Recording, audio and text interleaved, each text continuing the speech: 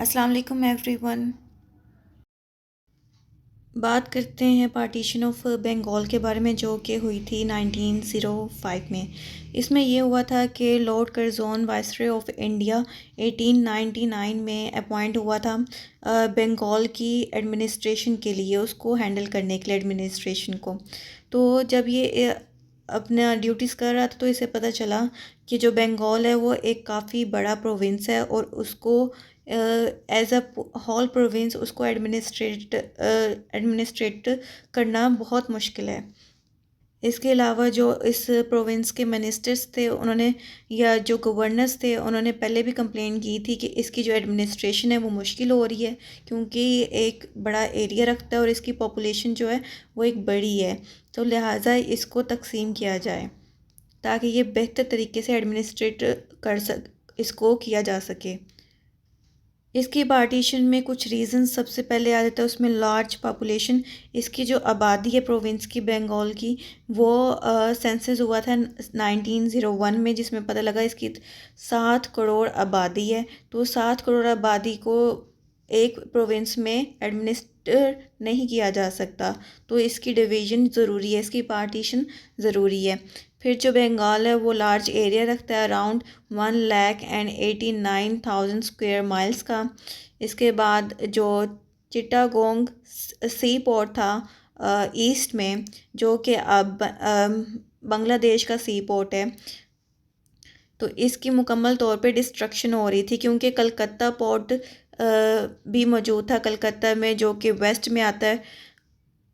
तो इसको प्रमोट किया जा रहा था, इस पे सारा काम किया जा रहा था और इससे सारी जो ट्रेडिंग है वो की जा रही थी। और जो चिटागोंग सी पोर्ट है इसको टोटली इग्नोर किया जा रहा था, जिसकी वजह से उसकी डिस्ट्रक्शन हो रही थी। इसके अलावा वहाँ पे लैंग्वेजेस का प्रॉब्लम आ रहा था, क्योंकि उड़ीसा और आर्या लैंग्वेज वहाँ पे बोली जाती थी, तो वो प्रोविंशियल गवर्नमेंट के लिए बहुत ज़्यादा मसला आता था। वो एक तो उनकी ऑफिशियल लैंग्वेज में उन्हें नोटिफाई करना पड़ता था, फिर उन्हें आर्या लैंग्वेज में भी नोटिफाई करना पड़ता था, तो ये एक लैंग्वेज का क्लैश आ रहा था। फिर जो इंडस्ट्री और स्किल्स जो ईस्ट बंगाल की थी वो टोटली इग्नोर हो रही थी, उसकी डिस्ट्रक्शन हो रही थी, क्योंकि सारी जो इम्पोर्टेंस है, ये जो सारा काम है वो वेस्ट बंगाल में किया जाता है, जिसमें कलकत्ता आता है।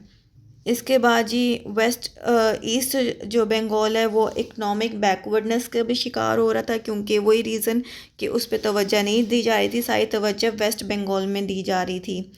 तो इसलिए ये कहा जा रहा था कि ईस्ट बंगाल को अलहदा किया जाए और वेस्ट बंगाल को अलहदा किया जाए, ताकि इन दोनों पे पूरी तरह से इसकी एडमिनिस्ट्रेशन हो सके। बंगाल की पार्टीशन पे रिएक्शंस क्या आए, सबसे पहले मुस्लिम्स की बात करें तो मुस्लिम जो थे वो बहुत खुश थे, क्योंकि उनकी पॉलिटिकल और इकोनॉमिक लाइफ जो है वो बेहतर हो रही थी। बंगाल की पार्टीशन में जो नया प्रोविंस बनता तो उसमें जो मेजॉरिटी थी वो थी 18 million Muslims out of 31 million. तो ज़्यादा मेजॉरिटी मुस्लिम्स की थी, तो मुस्लिम का रूल हो गया था, उनकी वहाँ पे बात सुनी जाती थी, उनके पॉलिटिक्स में उनका जो है स्ट्रेंथ बन गई थी। तो इस पार्टीशन ऑफ बंगाल से मुस्लिम्स को बहुत ज़्यादा फ़ायदा हुआ था। इसके बारे में देखें तो हिंदूज़ और कांग्रेस ने इस पे ऑब्जेक्शन किया।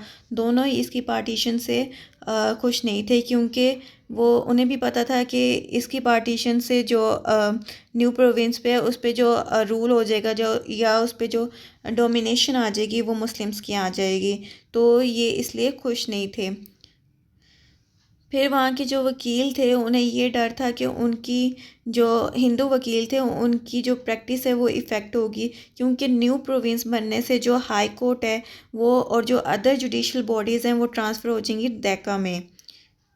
तो इससे उनकी जो वकालत है उस पर असरअंदाज होगा और वो उस तरह नहीं कर सकेंगे। फिर हिंदू प्रेस और मीडिया को भी ये डर था कि मुस्लिम जो पॉइंट ऑफ व्यू उसको प्रोजेक्शन दी जाएगी, उसको अहमियत दी जाएगी। एक नया सूबा बनने से वहाँ पे जो हिंदूज़ कम्युनिटी होगी उसकी पॉइंट ऑफ व्यू को उस तरह मायने नहीं दिया जाएगा या उस तरह से अहमियत नहीं दी जाएगी।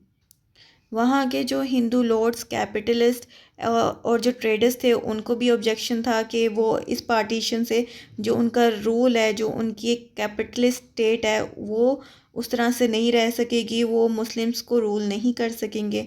तो ये सारी एक वजूहात थी जिसकी वजह से जो हिंदूज़ और कांग्रेस थे वो नाखुश थे।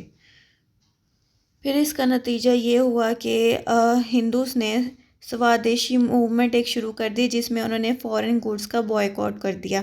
फ़ॉरेन गुड मतलब जो ब्रिटिश से गुड्स आते थे उनको बिल्कुल मुकम्मल तौर पे बॉयकॉट कर दिया, क्योंकि जो तजारत के लिए ब्रिटिश ने वहाँ पे हुकूमत की ना, कि उनकी तजारत बढ़े, उनको प्रॉफिट आए, तो उन्होंने वो लेने से उसको बॉयकॉट कर दिया। इसके बाद वहाँ पे किंग जॉर्ज ने इंडिया का टूर करना था, तो उस टूर को भी हिंदूज़ ने उसका भी बॉयकॉट कर दिया, जिसके नतीजे में ये हुआ कि जो किंग जॉर्ज था उसने ये अनाउंस किया फिर कि जो पार्टीशन ऑफ बंगाल है उसको ख़त्म किया जाए, उसको एनूल किया जाए, और दोबारा से वो एक पूरा जो जैसे वो पहली स्टेट में था, जैसे वो पूरा एक प्रोविंस, एक सिंगल प्रोविंस था पार्टीशन से पहले, तो वैसे ही उसी सूरत में वो आ गया। और ये हुआ 1911 में एट दिल्ली दरबार उसने ये अनाउंस किया था। इस कैंसिलेशन का नतीजा ये हुआ कि पॉलिटिक्स में एक्सट्रीमिज़म आ गई, हिंदूज़ में जो मुस्लिम के ख़िलाफ़ एक्सट्रीमिज़म का जो एलिमेंट था वो बढ़ गया, और मुस्लिम्स को जो कांग्रेस का ट्रू फेस था, जो असल था कि जो कांग्रेस है वो मुसलमानों के कितने ख़िलाफ़ है, वो उसके बारे में पता चला। तो जिसका नतीजा ये हुआ कि मुसलमानों का जो एक पॉलिटिकल रवैया था वो उजागर हुआ। मुसलमानों ने इस बात का एहसास किया कि उन्हें अपने स्टेट के लिए या अपने राइट्स के लिए खुद ही काम करना पड़ेगा, जिसके लिए उन्होंने एक 35 मेंबर डेलीगेशन भेजी लॉर्ड मिंटो के पास, शिमला के मुकाम पे। उस वक्त जो लॉर्ड मिंटो था वो वहाँ का वाइसरे था। तो ये जो डेलीगेशन भेजी गई थी वो under the presidency of sir Aga Khan की थी। इसका नतीजा ये हुआ कि 2 महीने बाद मुस्लिम लीग जो है उसकी फॉर्मेशन हुई 30 दिसंबर 1906 में। इस डेलीगेशन को जो लॉर्ड मिंटो के पास भेजा गया उसमें इसको कहा गया, सबसे ज़्यादा इसका ये मकसद था कि जो मुसलमानों के राइट्स और जो इनके इंटरेस्ट हैं वो हार्म हो रहे हैं हिंदूज़ के ज़रिए, कांग्रेस के ज़रिए, तो उनको प्रोटेक्ट किया जाए, उन्हें सेपरेट इलेक्टोरेट दिया जाए। तो ये सब था पार्टीशन ऑफ बंगाल के बारे में।